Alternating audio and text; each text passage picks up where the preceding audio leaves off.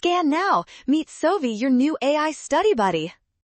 A. Evolutionary fitness is measured by an individual's reproductive success defined as the number of viable, fertile offspring it contributes to the next generation.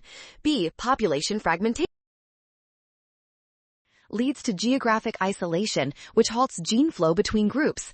Over time, isolated populations accumulate genetic differences through mutations, genetic drift, and natural selection tailored to their prevent interbreeding upon reintroduction. Allopatric speciation has occurred. C. The micropopulation will likely decline or face local extinction as temperatures exceed their reproductive capacity.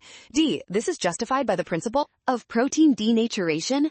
Enzymes and other essential proteins require specific shapes to function. High temperatures provide kinetic energy that disrupts the non-covalent reactions necessary for survival and reproduction. If individuals cannot reproduce, the population cannot replenish itself as members die, leading to a decrease in population density.